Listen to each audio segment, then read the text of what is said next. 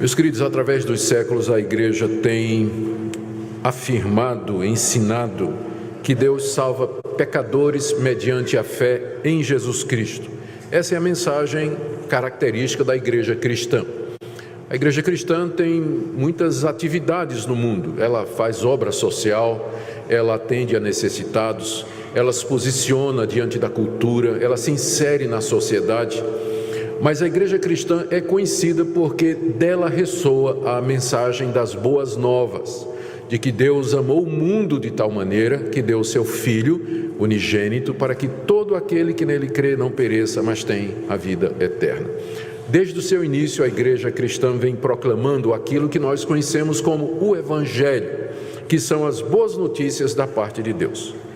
Mas desde o início também, a igreja cristã tem tido que lutar para preservar essa mensagem pura, porque já no primeiro século começaram a aparecer distorções e apresentações falsas dessa mensagem.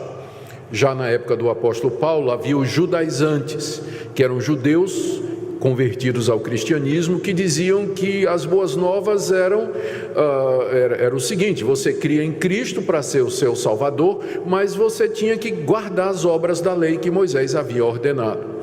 Então isso é considerado uma distorção do Evangelho, porque o Evangelho é que Deus nos salva gratuitamente pela fé em Cristo Jesus.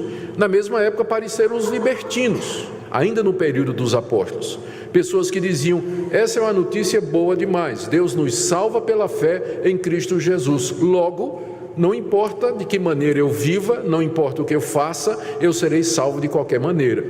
E aí aproveitavam a graça de Deus como uma desculpa para viver em pecado. É outra distorção do Evangelho. No século II aparece uma outra versão do Evangelho chamado gnosticismo, que era uma tentativa de misturar a fé cristã com as categorias do pensamento helênico, da filosofia grega, das religiões de mistério. Mais outra distorção do Evangelho, exigindo que a igreja combatesse aqueles mestres, discutisse com eles e finalmente ganhasse a batalha no século IV.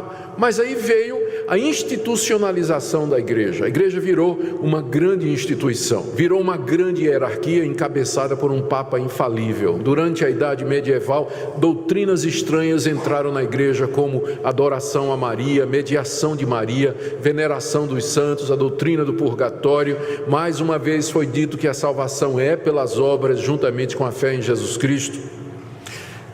E depois que isso foi vencido pela reforma protestante, aí vem o liberalismo teológico, estudiosos na Alemanha, depois na Inglaterra, finalmente em toda a Europa, passando para os Estados Unidos, chegando no Brasil, dizendo que a Bíblia está cheia de erros, nós vivemos na idade da razão, que a ciência já mostrou que Deus não existe, nós não precisamos de Deus, a Bíblia na verdade é uma coleção de mitos. A boa notícia é simplesmente que Jesus era um profeta, era um ensinador de moralidade, de ética, e que os seus discípulos que inventaram todas essas histórias a respeito dele, que ele morreu numa cruz e coisas dessa natureza. E novamente a igreja teve que brigar pela pureza do Evangelho.